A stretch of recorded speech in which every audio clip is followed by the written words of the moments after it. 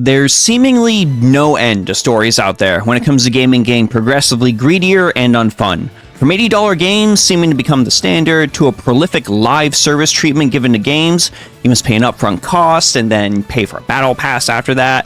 Gaming is creeping towards a completely unaffordable and less fun hobby for many.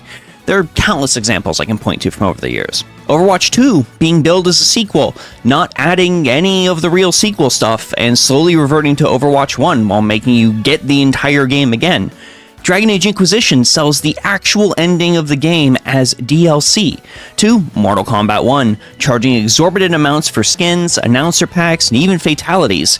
It's hard to fault people for being cynical about gaming overall today. But what if I told you that if you are not one of those people that, just plays Call of Duty and sports games for some reason, that we are in the middle of a gaming renaissance under all of this?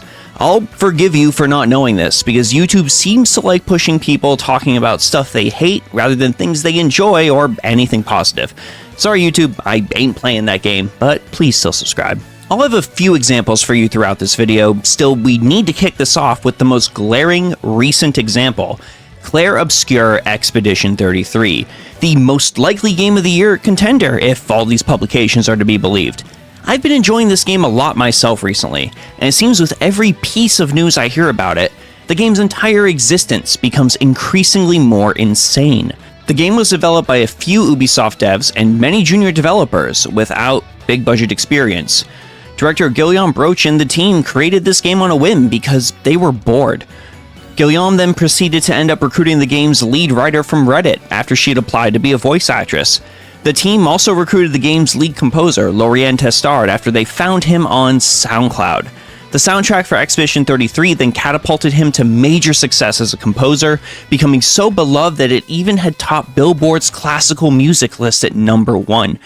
Everything in modern gaming tells people that this should not have worked. It did not have the bloated budget or many hyper-rich investors backing the title. To quote an article by Ellie Gold, Broch seems to think that the two factors that helped massively in his bid to fill roles in the development team: the pandemic, pushing more creatives to display their art online, and a healthy dose of luck. It's always the same story, he says. I have a list of 15 people to contact, and I'm like, okay, I'm probably gonna get maybe no one at all. And every time, the first one is like, yeah, let's do it. It is odd that a pandemic would have pushed to such a creative collaboration, but it makes sense when many sought outlets while isolated. It shows that corporate executives and giant publishing companies aren't necessarily what is needed to create something great, especially in today's world where the internet can push a title out to the public via social media. It's a massive comfort to me seeing that we can reach a point where all something needs to be praised and shared with as many people as possible is to simply be good. Speaking of things that are simply good, I'm sure that if you've been gaming for any amount of time recently, you're no stranger to Baldur's Gate 3, a game that won so many awards that was starting to negatively affect the development of upcoming patches and hotfixes. What deserves mentioning in relation to Expedition 33 isn't simply that this game is also a turn-based RPG, just in a different way, but much like Expedition 33, the most significant factor in the game's development that pushed it towards success was not something akin to money itself. Sure, the game did cost a decent amount of money to make, over $100 million to be exact, but never once did the game attempt to push DLC before the game was announced or use microtransactions to recoup the loss on only selling their product once. What you buy is what you get, with a free update as a massive thank you at the end of everything that even adds things like additional classes. Does Tencent own a 30% share of Larian? Yeah, but they have zero executive input on what decisions Larian makes. What pushed Baldur's Gate 3 over the edge, much like Expedition 33, was the talented team of developers behind it, who were allowed to make decisions that weren't solely driven by profit. When speaking about the secret to Larian's success, David Walgrave, head of production at Larian, said, "Last year, when I started thinking the secret to our success is these decisions we make, they come from, what does the player want? What do I think is best for the game? What is the most fun?" He added, "The stuff we make at Larian, we ask you to pay one price only for the game, and that's it.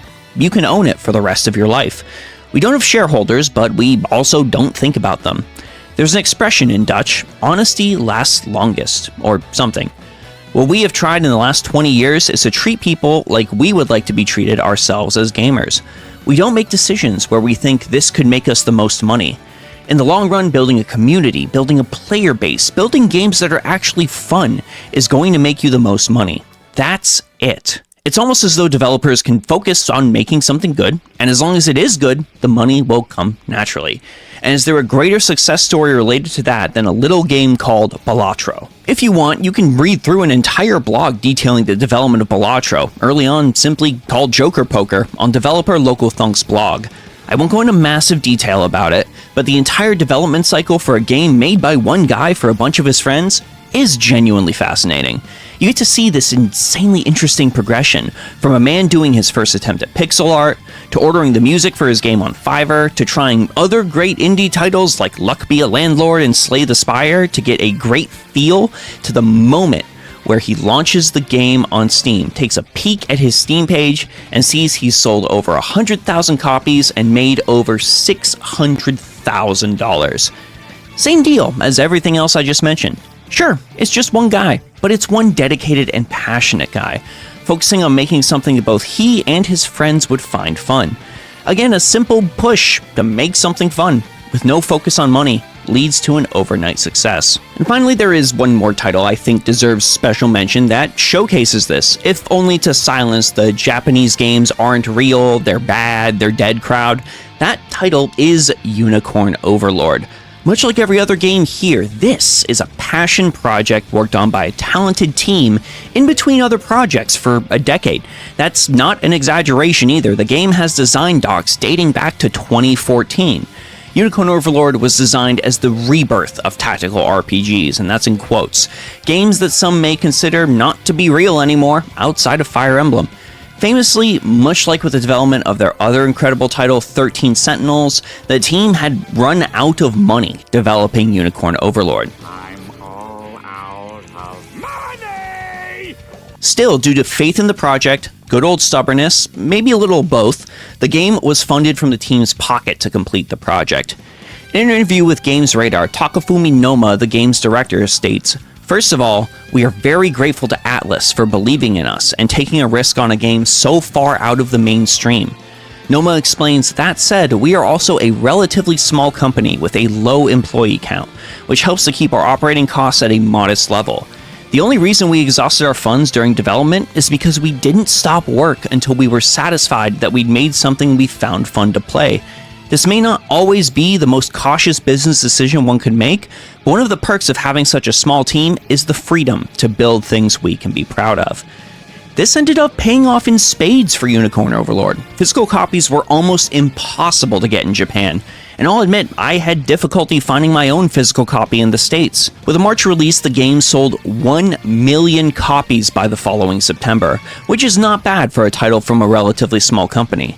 But again, a smaller group of dedicated people ended up able to build a sublime experience that you really should try. It really is one of my favorite tactical RPGs ever made. I'm aware, everyone, that by the end of this video, 4 titles doing the same thing may not necessarily be enough for you to see a trend, but these are just some of the most recent, widely discussed examples that I had to give you.